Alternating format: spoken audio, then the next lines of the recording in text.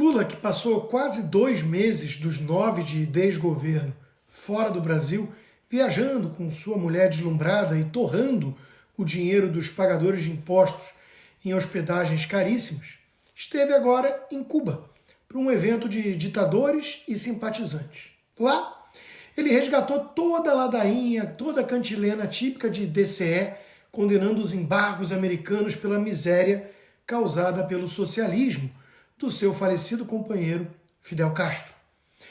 O sujeito mais cínico do planeta é aquele que assinou cartinha pela democracia para condenar, demonizar Bolsonaro e apoiar, ainda que indiretamente, o seu único adversário viável, que fundou o Foro de São Paulo junto ao ditador comunista da Ilha Caribenha.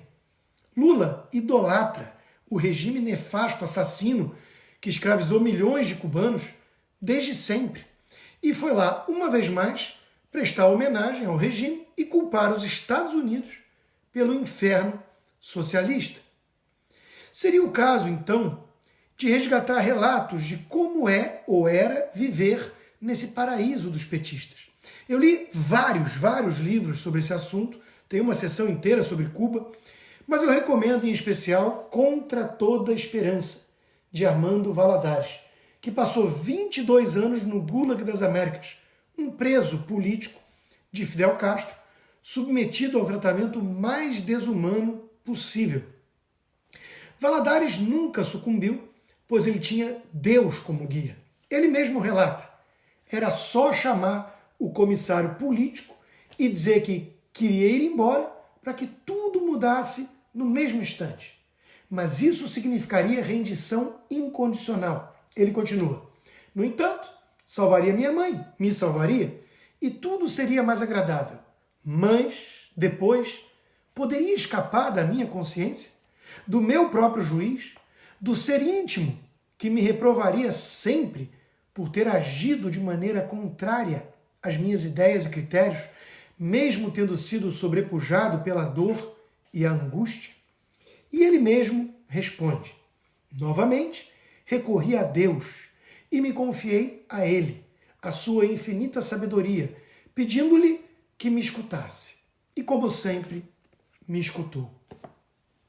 Foi na sua fé cristã que Valladares encontrou forças para resistir à tentação, para não se curvar diante do diabo ali encarnado na figura do seu algoz, do ditador comunista, amigo de Lula. A juíza brasileira, Ludmila Lins Grilo, que foi aposentada compulsoriamente pelo sistema que apoia Lula e deu aquela ajudinha para ele voltar ao poder e ajuda o presidente a levar o país na direção de Cuba, Ludmila escreveu: Alexandre de Moraes ordenou a queda de 2 sites usados pela empresa da qual sou sócia e professora.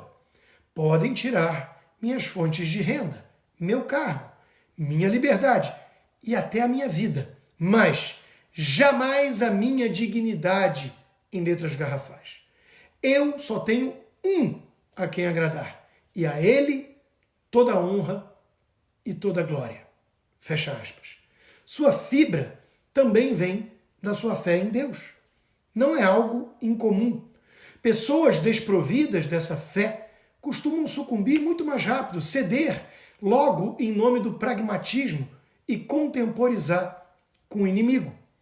Não é por acaso que os revolucionários comunistas odeiam o verdadeiro cristianismo, ainda que tentem destruí-lo de dentro, aparelhando as igrejas e enfiando goela abaixo o marxismo no lugar de Jesus Cristo.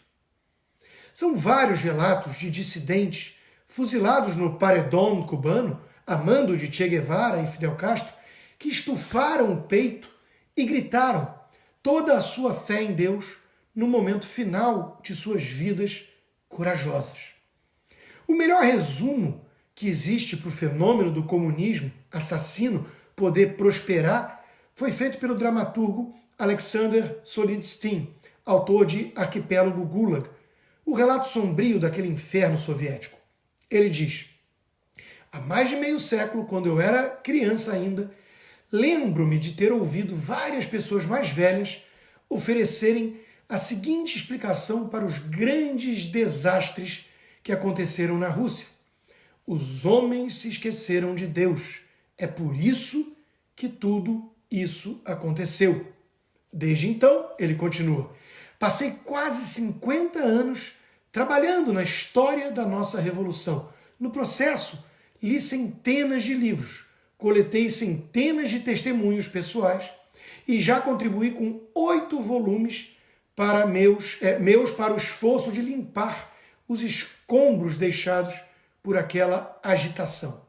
Mas, se me pedissem hoje para formular o mais concisamente possível a causa principal da revolução ruinosa que devorou cerca de 60 milhões de pessoas de nosso povo, não poderia ser mais preciso do que repetir. Os homens se esqueceram de Deus. É por isso que tudo isso aconteceu. O comunismo é incompatível com a fé em Deus. Por isso que quando um comunista, como Flávio Dino, brinca que é um ateu, graças a Deus, sabemos se tratar de xiste, de puro escárnio, de um deboche, mas um deboche que tenta mascarar essa realidade. Quem tem Deus no coração jamais vira defensor de comunista, pois sabe que o comunismo representa a destruição de Deus e tudo aquilo que é sagrado. Temos a guerra política, que ocorre no dia a dia, e a guerra cultural, que se trava em esferas mais profundas e influencia a política. Mas, acima de ambas, não resta dúvida de que lutamos uma guerra espiritual. Não há qualquer exagero em utilizar uma linguagem religiosa para explicar o que acontece no Brasil de hoje. Gente sem qualquer resquício de Deus em seu coração resolveu declarar uma guerra mortal a tudo aquilo que é bom, belo e verdadeiro. E o líder dessa seita está de volta à cena do crime, como diria Alckmin. Reduzir o perigo do lulismo comunista ao aspecto da corrupção financeira é fazer o jogo do diabo corrupto, o centrão fisiológico também é. A corrupção que assusta muito mais é aquela da alma.